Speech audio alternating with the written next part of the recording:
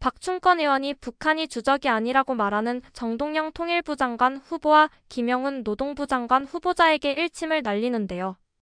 북한에서는 우릴 보고 주적이라고 얘기하는데 왜 우린 북한을 주적이라고 하지 못하는 걸까요? 그 답답함을 박충권 의원이 일침으로써 풀어주네요. 한번 보시고 가실게요. 정동영 통일부 장관의 청문회 발언에 대해서 일침을 가하셨습니다. 네, 지금 나와 있는데 정동영 후보자님은 통일부 장관이 아니라 조선노동당 통일전선부장이 어울리십니다라고 강하게 지적을 했습니다. 이게 그 발언 때문이죠. 북한은 주적이 아니다라는 발언에 대해서 강하게 비판을 하신 건데 의원님이 느끼는 심정은 더욱더 남다를 것 같아요. 어떻게 보셨어요? 저 진짜 너무 많이 실망했습니다. 무슨 홍길동도 아니고 주적을 주적이라 부르지 못하는 통일부 장관 후보자라는 것이 이게 과연 우리 국민들이 받아들일 수 있는 것인가라는 생각이 들고, 정동영 후보자께서는 저희 가방위에서 같이 가방위원으로 활동하시던 분입니다. 예. 그래서 사실 젠틀하시고 또 상식적인 선에서 또 상임위원 활동을 하시던 분인데 이런 말씀을 하시는 거 보고 정말 이해할 수 없었고요. 과거 노무현 정부 시절에도 통일부 장관을 하시지 않았습니까? 그렇죠, 그렇죠. 100번 양보해서 그 시절에는 정말 북한 정권의 실체를 몰라서 정말 몰라서 당했다라고 이해해 줄 수 있을 것 같습니다. 당해보기 전이니까. 네. 그때는 북한이 핵무기를 가지지 않았었던 시절이었고요. 물론 1차 핵실험을 2006년에 했습니다. 노무현 정부 말기죠. 그렇게 당해놓고서도 지금에 와서까지도 아직도 북한을 주적이라 부르지 못한다라고 하는 것은 이것은 안보 정체성에 심각한 문제가 있는 게 아닌가 이런 생각이 들고, 지금 보십시오. 정동영 후보자께서도 다 경험을 하셨겠지만은 6.25 전쟁부터 시작해서 그렇죠. 동족상잔의 비극으로 얼마나 많은 우리 한반도에서 우리 동포들이 희생됐습니까? 그리고 1차 연평해전, 2차 연평해전, 천안함 폭침, 맞아요. 그리고 목함질의 도발, 연평도 포격 도발, 그리고 뭐 서해 공무원 피격 사건까지 해서 정말 많은 우리 장병들과 국민들이 희생이 됐단 말이죠. 이런 게 다 누구 때문에 일어난 겁니까? 우리가 도발한 거 아니지 않습니까? 그렇죠. 북한의 도발로 일어난 거란 말입니다. 우리 대한민국이 건국되고 나서 북한이 아닌 다른 외국에 의해서 우리 국민이 희생된 이 사례가 몇 개나 됩니까? 대부분 다 북한에 의해서 희생된 거 아닙니까? 그렇죠. 그럼 우리나라를 지키려고 정말 목숨 바쳐서 국가 안보를 위해서 희생을 하신 국군 장병들과 호국 영령들에 대한 모독이다라고 저는 생각합니다. 모독이다. 주적이 아니라 뭐 위협이다 이런 식으로 얘기를 하고. 위협이라는 것도 말장난이죠. 이것은 위협은 사실 북한뿐만 아니라 중국도 위협에 해당할 수가 있고. 러시아도 위협에 해당할 수가 있고 일본도 위협에 해당할 수가 있습니다. 위협이 누구든지 할 수 있는 거니까. 누구든 위협이 될 수가 있는 것입니다. 그건 말장난에 불과하다 이런 말씀드리겠습니다. 제가 근데 정동영 후보자만으로도 부족했나 이제 또 여쭤보고 싶은 부분이 김영훈 후보자. 이거 어제 지금 발언 많이 나왔습니다. 김영훈 고용노동부 장관 후보자 역시 북한이 주적이 아니라고 어제 답변을 했습니다.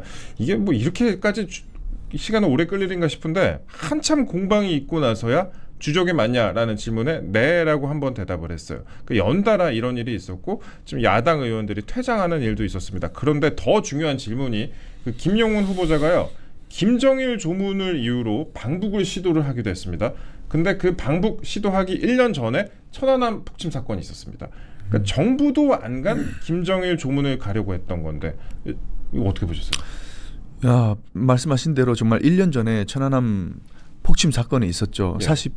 46명의 천안함 용사들이 희생을 되셨고 그 천안함 용사들의 조문도 가지 않았던 사람, 연평해전 희생 장병들에 대한 조문도 가지 않았던 사람이 김정일의 조문을 간다? 도대체 정체성이 뭔가라고 질문을 하고 싶고, 국가 안보 위협이 될 수도 있는 사안을 지금 색깔론이라는 프레임으로 지금 민주당이 덮어버리려고 하는 거 아닙니까? 이거 색깔론이다. 철진한 색깔 논쟁의 장이다. 뭐 이런 식으로. 그렇죠. 지금 이 김영훈 후보자 같은 경우에는 어떤 사람입니까? 민주노총에 30년간 몸을 담았던 사람 아닙니까? 그러나 우리 많은 대한민국 국민들이 알고 계시죠?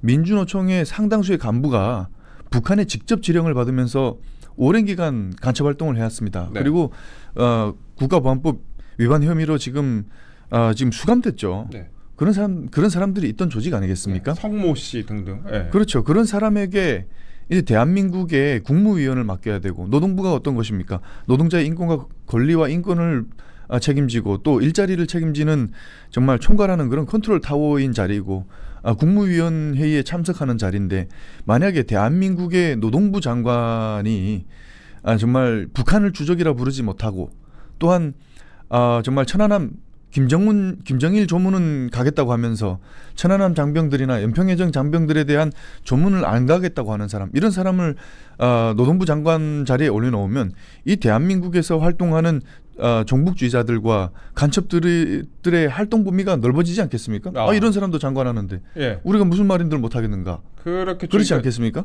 이게 국가 안보와 직결되는 문제입니다. 그렇기 때문에 민주당은 지금 이재명 정부의 그 초대 국무위원 인사들이 이렇게 정말 그 안보 정체성이 의심되는 이런 발언들을 하는 것에 대해서 민주당이 나서서 직접 해명을 해야 된다라고 생각합니다. 북한이 민주당이 나서서 정말 이재명 대통령이라도 나서서 북한이 주적인지 아닌지 밝혀야 된다고 저는 봅니다. 예, 그 천안함 연평도 장병을 죽인 것이 김정일이 아니냐라고 어제 이제 질문을 하니까 김영우 후보자가 전쟁의 가장 큰 피해자는 노동자들이다. 이 약간 동의서답을 했습니다. 엉뚱한 답을 하기도 했었는데 그러면서 이명박 정부의 대북 정책이 포탄이 돼서 우리에게 날아왔다라며 예전에 그 집회에서 북한 대신 우리 정부의 책임을 물은 적도 있습니다. 진실을 호도하는 얘기고요. 물론 이제 전쟁의 피해자는 노동자뿐만 아니라 전 국민과 그리고 국군 장병들이 군인들이 희생자가 되는 것이죠. 그렇죠. 왜냐하면 뭐 전쟁이 일어나면은 뭐 경제도 이제 침체되고 그리고 뭐 주식시장도 다 망하는 거고 그냥 망하는 거 아닙니까? 그런 상황에서 노동자만 그러면 피해자냐 이렇게 뭐 말씀드릴 수가 있겠고 그 외에 지금 뭡니까 그 아까 일단 천안함 연평도 장병을 죽인 게 김정일 아니냐. 전쟁의 가장 큰 피해자는 노동자들이다. 그렇죠. 그 말을 피해 나가는 것이고 여튼 그렇습니다. 예. 네. 이명박 정부의 대북 정책 제가 그 말씀을 드리려고 했던데 이명박 정부의 대북 정책이 포탄으로 돼서 돌아온 것이 아니라 김대중 노무현 정부 문재인 정부의 유화 정책, 돈을 북한에다 퍼준 정책이 핵과 미사일에 대해서는 돌아오는 겁니다. 예. 그렇게 말씀을 하셨습니다. 네. 제가 어제 김영훈 후보자의 그 청문회를 보면서 참 충격적인 부분이 많이 있었는데 그래서 이제 오늘 박충건 의원께 여러 가지 좀 말씀드리고 있습니다. 여쭤보고 있는데 어제 이제 김영훈 후보자의 답변 짧게 좀 보고 가시겠습니다. 이게 저희가 편집을 좀 했는데요. 남북의 긴장을 완화하는데 이 조문이 도움이 될 것으로 판단했다. 이것만 한 3번 연속 반복을 합니다. 피디님 이거 재생 좀 부탁드릴게요. 근데 왜 이렇게 말했어요? 남북의 긴장을 완화하는 데 도움이 될 것으로 판단했습니다. 본인이 왜 가요? 민간 차원에서라도 가는 것이 긴장 완화에 도움이 된다고 판단했습니다. 근데 그 사람 조문을 왜 갑니까? 한반도 긴장 완화에 도움된다고 판단했습니다. 예, 긴장 완화에 도움이 될 것으로 생각했다. 긴장 완화에 도움이 된다고 판단했다. 긴장 완화에 도움이 된다고 판단했다. 같은 어제 이 문장을 하나 이제 외우고 온 것 같아요. 그래서 이 발언에 대해서는 긴장 완화 요거로 이제 답변을 하자 이렇게 외우고 온 것 같은데 김영우 후보자가 이제 민노총 위원장 출신인데 미군 철수를 목표로 하는 단체에서 또 간부 활동을 하기도 했습니다. 그리고 전작권 관련된 부분도 그렇고 그래서 진짜 이번 정부 내 혹여나 미군이 철수하는 것 아니냐라는 우려도 현실적으로 지금 나오고 있는 상황입니다. 트럼프 대통령 역시 한국에 있는 미군 병력을 좀 줄이려고 하는 그런 니즈와도 좀 맞아떨어지기도 하는데 이런 지금 국면에 대해서는 어떻게 판단하세요? 예, 실제 정말 위험한 발상이라고 저는 생각합니다. 실제 이 김영훈 후보자 같은 경우는 2018년부터 23년까지 한 5년 정도죠. 평화와 통일을 여는 사람들이라는 맞아요. 시민단체에서 뭐 간부급 지도위원인가 하는 직책으로 활동하지 않았습니까? 이 단체에서 정말 6.25 전쟁은 통일전쟁이다라는 발언도 했었고 그 국가보안법 유죄 확정 판결을 받은 강정구라고 하는 전 동국대 교수죠. 그 사람이 이 단체의 상임 대표를 지내기도 했었습니다. 근데 이런 단체에서 정말 김 후보자가 이런 것에 이제 그 얘기를 했죠. 아직도 한미동맹 해체 등의 입장을 유지하느냐 이런 질의에 대해서 최근에 그 핵무장과 적대적인 군비 경쟁이 지속되는 상황에서 일방적 한미동맹 해체나 주한미군 철수를 논하기는 어렵다라고 답하기는 했지만은 논하기는 어렵다 정도로. 그러나 그 과거에는 정말 한미동맹 해체를 주장하고 종속적인 한미동맹이라고 했죠. 주한미군의 단계적 철수를 주장했던 그런 사람입니다. 이 주한미군을 철수하겠다라고 하는 것은 정말 이것은 우리가 이제 고려해야 되는 것이 이 자주국방이라고 하는 그런 명분을 내세워서 전작권을 반환하는 걸 하겠다는 거 아니겠습니까? 그렇죠. 그러나 이게 그 자주국방이라는 명분 하에 정말 한미동맹, 그러니까 반미주의적인 그런 생각을 숨겨놓은 그런 것이 밑에 기저에 깔려 있는 발상이다라고 저는 봅니다. 우리가 베트남 공산화 과정을 보시지 않았습니까?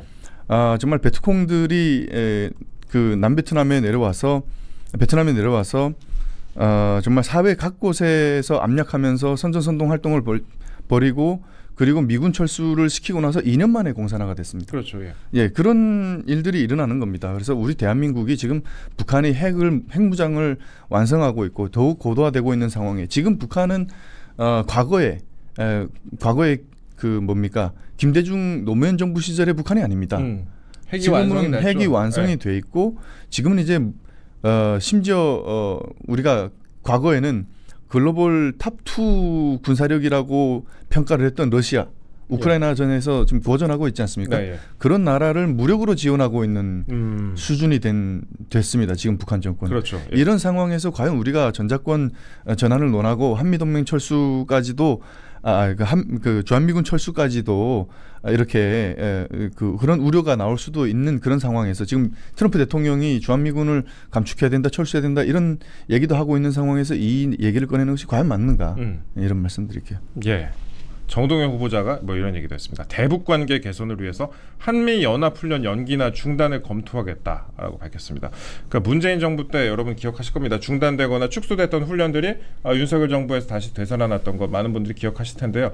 그 대북관계 개선을 위해서 연합훈련을 연기나 중단해야 한다는 주장이 나오고 있습니다. 이렇게 하면 정말 대북관계 개선돼요? 절대 대북 관계가 개선되는 것이 아니고 저는 아주 굴욕적인 발상이고 스탠스라고 저는 생각합니다. 왜 우리가 먼저 스스로 나서서 정말 한미 연합훈련을 연기하고 우리가 예를 들어서 대북 확성기도 우리가 먼저 북한 정권이 우리가 대북 확성기 방송을 실시한 것이 북한이 오물풍선을 보내서 그렇게 된 거 아닙니까?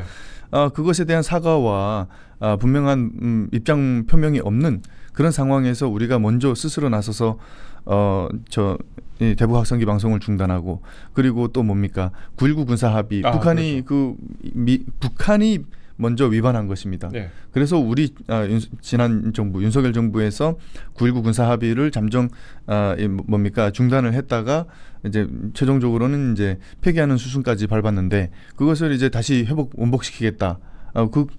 아주 우리 대한민국 안보에 불리한 군사 합의였죠. 그것도 이제 스스로 한다고 그러고 지금 나서서 또 한미 연합 훈련까지도 스스로 먼저 중단하겠다라고 하는 것은 아주 굴욕적인 스탠스다라는 말씀을 드리고 통일부가 정동영 후보자께서 얘기를 하셨는데 통일부가 한미 연합 훈련을 중단하거나 연기할 것을 결정할 수 있는 부서가 아닙니다. 그렇죠. 물론 이제 NSC에 참석해서 제안할 수는 있겠죠. 이것은 국방부가 한미 연합사와 논의할 문제지 통일부 장관이 나서서 논의할 문제가 아니다. 그렇죠. 통일부가 결정할 수 있는 부분이 사실 아니기도 하죠. 그런데 지금 통일부 이름조차 좀 바꾼다는 보도가 계속 나와요. 의원님도 이제 북한에 계실 때 통일 얘기 많이 들으셨을 것 같긴 한데 통일부를 한반도 평화부 이런 이름을 바꾼다 이런 얘기가 자꾸 나옵니다. 통일부다 평화에 방점을 찍어서 이름을 바꾸겠다라는 것인데 북한에서는 지금 이제 김정은이 적대적 두 국가론을 얘기를 하고 있잖아요. 한국은 적국이다라는 주장이고 임종석 전 실장 같은 경우는 통일하지 말자 이렇게 주장을 하기도 했습니다. 갑자기 이런 소리들이 막 나오고 있고 통일부의 명칭을 이런 상황에서 변경하자라는 얘기도 좀 나오고 있는데 두 국가를 결국에 인정하는 것처럼 더욱 민감하게 받아들여지는 상황 아니겠습니까? 지금 북한의 이 또한 지금 정동영 후보자가 북한의 두 국가론, 적대적 두 국가론에 편승해서 통일부의 명칭도 지금 바꾸겠다라고 하는 지금 먼저 나서서 굴욕적으로 우리가 이런 자세들을 보이고 있으니 제발 우리랑 대화를 좀 해줘라고 하는 스탠스라고 저는 보여지는데 북한에다가 예. 우리가 이렇게까지 하고 있으니까 네. 너네 맞춰서 하고 있으니까 우리의 예. 대화를 해줘. 예. 예. 한반도 평화부로 바꾸겠다라고 하는 것은 지금 북한이 이제 적대적 두 국가론을 제안하면서 임종석 실장도 그런 얘기를 했죠. 그 부분에 통일하지 말자라는 것에 동의하는 얘기를 하지 않았습니까? 이것은 저는 반헌법적인 발상이라고 생각합니다. 네. 우리 헌법 3조에 분명하게 북한 지역이 대한민국 영토로 되어 있고 그 헌법의 조항에 따라서 북한 주민들도 대한민국 국민으로 인정이 됩니다. 그렇죠. 그런데 그런 상황에서 지금 이렇게 어떤 반헌법적인 소지가 있는 발상에 전환을 하고 정부 부처의 이름까지도 핵심 관계 부처의 이름까지도 바꾸겠다고 하는데 저는 이런 발상을 할 것이면은 차라리 지금 우리가 관세 협상이 안 돼 가지고 당장 8월 1일부터 우리가 25% 맞고 생겼잖아요. 엄청난 예. 관세를 부과받을 수밖에 없는 그런 상황 아닙니까? 예. 지금 뭐 북한은 지금 어떤 얘기도 안 하고 있는 고압적인 자세로 있는 상태에서 우리 관계부처의 이름까지 바꾸려고 하는 이런 노력이라면은 한미 외교, 그러니까 정상 외교, 예. 미국과의 외교에 이만큼의 공을 제발 좀 들여라. 정말 민생이 직접적인 타격을 받을 수 있는 이 관세 문제를 해결하기 위해서 이런 노력을 했으면 얼마나 좋았을까 저는 이런 생각을 합니다. 전작권 문제도 좀 여쭤볼게요. 전작권, 전시작전권 전환과 관련해서 안규백 국방부 장관 후보자가요. 이재명 정부 임기 중에 전작권 전환을 목표로 하고 있다라고 얘기를 했습니다. 그러니까 대통령실에서는 개인 의견이라고 정리를 하긴 했습니다만 이게 국방부 장관의 입에서 나온 얘기를 과연 개인 의견이라고 정리할 수 있을지 의문이고요. 전작권과 관련된 내용이 정부 여당 측에서 계속 끊임없이 쏟아지고 있습니다. 지금 뭐 위성락 실장도 얘기를 했었고 정동영 후보자도 얘기를 했었고요. 전작권과 관련돼서 계속해서 주장이 나오는데 왜 이렇게 진보 좌파 진영에서 전작권 전환을 주장한다고 보시는지, 그다음에 이게 혹여나 반미 감정으로 흐르는 건 아니냐 하는 우려도 나오는데요. 그러니까 반미 감정이 극심하던 노무현 전 대통령 시절에 전작권 전환에 대한 논의가 또 활발하기도 했지 않습니까? 예. 그게 약간 오버랩 되는 거 아니냐 이렇게 보시는 분들이 계신 것 같아요. 예, 지금 그 연장선이라고 봐야 될 것 같은데 아까도 말씀드렸지만은 정말 그 자주국방이라는 어떤 그런 명목 하에 예. 지금 이념적인 자주 환상에 젖어 있어 가지고 이런 위험한 정치 도박들을 하고 있는 것이 아닌가. 대한민국 국민들의 생명과 안전에 관련된 안보를 가지고 이렇게 도박을 하는 것은 정말 적절하지 않다. 심히 우려가 된다라는 말씀을 드리겠고, 지금 안규백 후보자가 이재명 정부 임기 내에 전작권 조기 전환을 하는 것을 목표로 한다라고 얘기를 했는데 대통령실은 지금 부인을 했죠. 개인의 의견이다. 저는 이것이 정말 국민을 눈속임하는 짜고 치는 고스톱이다라는 그런 생각이 듭니다. 네. 이 컨센서스가 없었으면은 국방부 장관 후보자로 나온 사람이 인사청문회에서 이런 얘기를 할 수 없었다고 생각을 하고요. 예. 그리고 이재명 대통령은 그러니까 대통령실은 지금 민심을 이제 민심의 역풍을 맞을까봐 조심스럽게 지금 하고 있는 것인데 사실 이재명 대통령이 대선 공약에 전작권 전환이 있었습니다. 그렇죠. 예. 예. 그러니까 지금 이게 당연한 수순으로 지금 흘러가고 있다라는 것이고 이런 화두들을 던져서 국민들의 인식 속에 전작권 전환이라는 이슈를 조금씩 스며들게 하려고 하는 그런 것들이다라고 말씀드리겠는데 전작권 전환이라는 것은 이게 되려면은 어떤 시기를 정해놓고 하는 것이 아니라 우리가 전작권 전환에 그 합당한 수준의 영향을 갖췄느냐 이것이 가장 중요한 것 아니겠습니까? 예. 그런 것이 되지 않는 상황에서 지금 전작권 전환을 논하는 것은 맞지 않다. 시기적으로도 맞지 않다. 그런 말씀을 드리겠습니다. 왜냐하면 전작권 전환을 하게 되면 지금 우리 대한민국 국군 군사력이 상당히 높은 수준입니다. 예. 그건 확실합니다. 예. 북한 무기 과학자 출신이죠. 네. 예. 그럼에도 불구하고 지금 우리는 핵무기를 보유하고 있지 않단 말이죠. 북한은 핵무기를 가지고 있고 각종 다양한 어떤 장거리 타격 무기부터 단거리 타격 무기까지 수많은 무기들을 보유하고 있고 그 수량 또한 엄청나게 많이 네. 가지고 있습니다. 그러나 우리나라는 지금 작전을 수행함에 있어서 가장 중요한 것이 감시정찰 자산이 그렇죠. 되겠습니다. 그것이 있어야 그 감시정찰 자산의 우위에 있는 군이 그 전쟁 지휘권, 주도권을 갖는 것이 맞는 거죠. 그런데 지금 우리는 아직 그 준비가 안 돼 있거든요. 그 국방부 장관 후보자가 위성이 몇 개 있는지도 모르더라고요. 그렇죠. 네. 그러니까 그런 것들이 준비가 안 돼 있는 상황에서 지금 정치작전권만 받아와서 무슨 소용이 있는가? 과연 그 받아왔을 때 그 군이 과연 전투력을 발휘할 수 있는가? 이것은 차곡차곡 준비를 해가야 되는 것이고 그 준비가 되려면은 벌써 뭐 1년에 뭐 20몇 조 정도가 필요하다. 국방 예산 증액이 필요하다라는 그 연구 결과도 있지 않습니까? 21조. 예, 그런 최소한. 그렇죠. 그런 준비들을 차곡차곡 해놓고 나서야 할 수 있는 것입니다.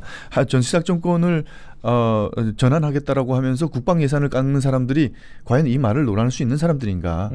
이런 말씀드릴게요. 예, 그럼 제가 한두 개만 더 여쭤볼게요. 예. 의원님, 이제 저희가 북한 얘기 많이 여쭤봤는데 지금 상임위 본업인 과방이 지금 본업인 과방위 얘기부터 좀 해볼게요.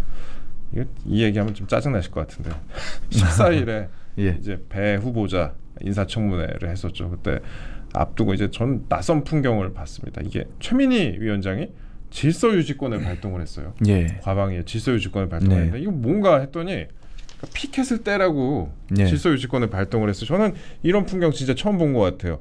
이 피켓이라는 게 최민희 독재 아웃, 이재명은 협치하라라고 적힌 피켓을 노트북에 부착했다. 이거 떼라고 한 거 아니에요? 예. 그렇습니다. 이 당시 상황 설명 좀 부탁드립니다. 예, 국회 역사상 처음으로 있었던 일인 것 같고요. 예. 정말 경위들을 동원해서까지 정말 위력으로 상임위원장의 위력으로 경위들을 동원해서 야당 의원들이 노트북에 붙이고 있는 팻말을 강제로 떼려고 한 것 아니겠습니까? 이게 정말 거대 여당의 그 국회 독재를 보여주는 정말 상징적인 장면이 아니었는가 이런 생각이 들었고요. 우리가 이제 그 피켓을 붙인 것은 그겁니다. 피켓 문구가 최민희 독재 아웃, 이재명은 협치하라 이런 내용이었거든요. 그 팻말을 붙인 것은 정말 그 전에 인사청문회가 있기 전에 민주당이 그 언론 방송을 영구 장악할 수 있는 그런 방송 3법 그 악법을 그 단독으로 통과시켰습니다. 우리 야당 의원들이 모두가 반대를 했는데도 숫자로 밀어붙여서 통과시켰는데 충분한 수기도 없었고 소위 일정을 잡는 데 있어서도 민주당 마음대로 했습니다. 마음대로 일정을 잡고 또 마음대로 일정을 연기시키고 마음대로 일정을 땡기면서 그렇게 그 독재적인 상임위 운용을 해왔단 말이죠. 그러면서 우리가 이제 왜 협의를 안 하고 자기들 마음대로 상임위 일정을 잡고 마음대로 연기하고 그러냐 하니까 왜 통보하는 식으로 하냐 하니까 통보도 협의다라는 식으로 뻔뻔하게 그렇게 뻔뻔하게 나왔습니다. 그래서 우리가 정말 소수 야당으로서 최소한의 항의 차원에서 정치적인 그 의사 표시를 항의 표시를 한 거란 말이죠. 근데 이걸 지금 강제로 집행하겠다고 한 겁니다. 그러면서 그 팻말을 붙였더니 아주 또 정말 우스운 일이 벌어졌는데 상임위 시작 7분 만에 그 최민희 위원장이 산회를 선포했습니다. 산회. 원래 국회법상 그 산회를 선포하게 되면 그 당일에는 회의를 열지 못하게 되어 있습니다. 그런데 다행히도 최민희 위원장이 팻말을 보고 당황했는지 그날 개회 선언을 하지 않았습니다. 그런 우스운 일이 일어나가지고 개회 선언을 하지 않고 산회를 하다 보니까 그게 무효가 돼갖고 다시 이제 인사청문회를 할 수가 있게 됐는데요.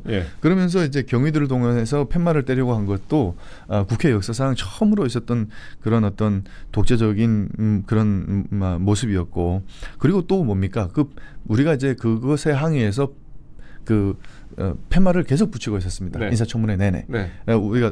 우리가 자리를 비우면 점심시간에 자리를 비우면 최민희 위원장이 또 피켓을 떼고 그러면 또 우리가 다시 붙이고 이랬더니 어떤 식으로 보복을 했냐면 국회에서 그 질의하는 의원들의 화면이 잡히지 않습니까? 그것을 화면 각을 조절해 가지고 이렇게 얼굴만 나오게 우스꽝스럽게 안 나오게 그렇죠. 몽달 귀신 같이 그렇죠. 나오게. 우스꽝스럽게 네. 화면을 조정을 해가지고 인사청문회를 진행했는데 이게 최민희 위원장의 지시가 없었으면 행정실에서 이런 조치를 했겠습니까? 정말 있을 수 없는 일이 국회에서 벌어지고 있다.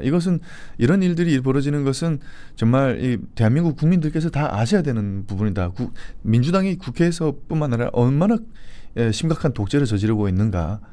이런 말씀을 드리겠습니다. 과방에 이거 극한 직업이네, 진짜. 극한 직업입니다. 극한 직업, 예. 진짜 지금 뭐 법사위와 더불어서 과방이 정말 극한 직업이다라는 생각이 드는데 마지막으로요. 네. 그 의원님 요즘에 인사청문회를 거치면서 각종 논란이 불거지고 있죠. 강선우 예. 의원부터 시작해서 아까 저희가 뭐 말씀을 나눴던 정동영 후보자, 그다음에 안규백 후보자, 김영훈 후보자 특히 어제 많이 논란이 됐었는데요. 그런데 이렇게 논란은 차고 넘치는데 국민의힘에 대한 기대 회복으로는 연결이 되지 않는 것 같아요. 그러니까 국민의힘에 대한 기대 회복으로는 연결이 되지 않는다. 그러니까 매일같이 거의 내홍을 겪고 있는데 신뢰 회복을 하려면 어떻게 해야 될까요? 네, 우선은 이재명 정부가 초기 인사부터 정말 국무총리부터 처음에 정무수석도 임명 5일 만에 자진 사퇴했죠. 네. 그리고 국무총리도 지금 임명됐습니다만은 인사청문회 과정에서 얼마나 많은 이슈들이 나왔습니까? 배추 총리냐, 뭐 스폰서 총리냐, 그렇죠. 뭐 이런 얘기들 많이 나오지 않았습니까? 심지어 대한민국 국민인 탈북민에 대해서 반도자라고까지 얘기를 그 논문에 표기한 정말, 사람이었죠. 그리고 지금 또한 이슈가 되고 있는 것이 보좌진 갑질 여왕 강선우 후보자의 그리고 제자의 논문을 가로채기 한 교육부 장관 후보자, 그러면서 나와서는 한다는 말이 자기가 과제 연구 책임자였기 때문에 일저자가 되는 것은 당연하다라고 얘기를 하시는데 예. 전국의 공대 교수님들이 화가 나실 거고 전국의 공대 대학원생들이 화가 나실 거예요. 공학 박사라 공학 박사가 예. 저희가 공학 박사가 아닙니까? 모든 연구 책임자는 대부분 교수님이 맞습니다. 예. 그러나 교수님이 자기가 일저자로 논문에 올리는 사람은 거의 없어요. 예. 도덕성이 너무 심각하게 의심돼요. 보통은 교수는 교신 저자를 합니다. 그런데 자기가 일저자라고 했고 대학원생들은 수족처럼 연구만 했다, 실험만 했다, 뭐 이런 얘기가 아니겠습니까? 예. 그리고 자기가 논문을 썼고 자기가 당연히 일저자다 이렇게 얘기를 하는데 초보적인 대학교 교수로서의 자격도 없는 사람이 교육부 장관 후보자가 되겠다라고 하는 그런 상황. 그리고 안보관이 의심되는 여러 장관 후보자들까지 정말 무더운 여름철에 국민들께서 정말 열받으실 일들이 이 정부에서 일어나고 있다, 이런 말씀을 드리겠고, 그러나 지금 이재명 정부가 들어선 지 한 40일 정도밖에 안 되지 않았습니까? 아직 지지율이 높은 상황이고 네.